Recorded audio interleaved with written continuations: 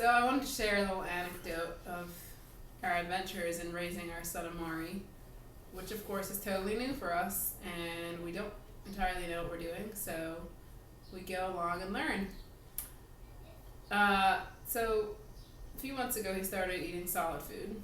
So he sits in a high chair at our breakfast or whatever meal it is, and we feed him little bits of food, and he loves it. It's great.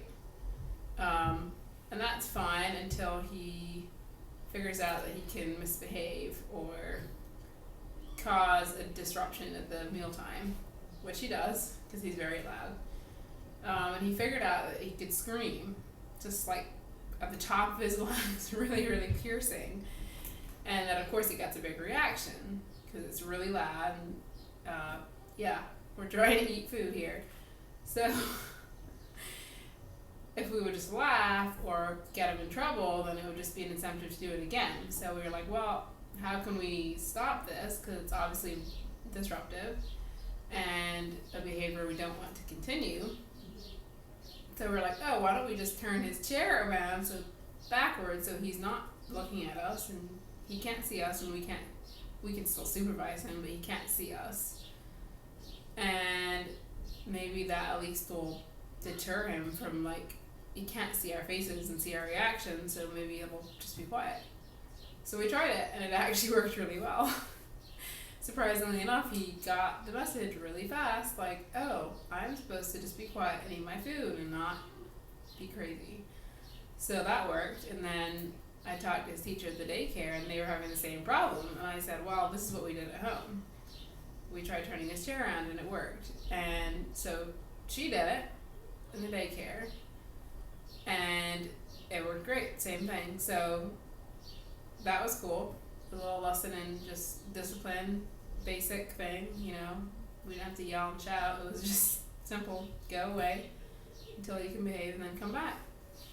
So that worked, and I guess, yeah, that's a thing for like a 9-month-old. Guess we'll wait till he's 15, then it'll be a bit different. So I got to be the parent to turn Amari around at the dinner table with both his grandmothers at the table and his great aunt. And it was kind of funny but awkward at the same time.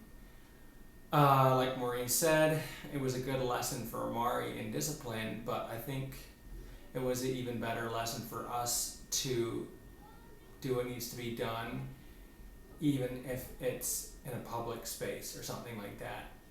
What I'm trying to say is, even though I'm still laughing at it now, even though it was really interesting, to say the least, to have to turn him around when we're trying to have family dinner, it was worth it because I think it helped him see that he wasn't running the environment and that he was still going to get the same treatment from his parents and be told that no, you're not going to just scream at the table even if there were other people there, because normally when we are eating at the table it's just Maureen, myself, and Amari. So that's the story of Amari screaming at the table and getting turned around. If you think that it's bad parenting, let us know. If you think it's good parenting, let us know. But yeah, there it is. So more to come on raising our son.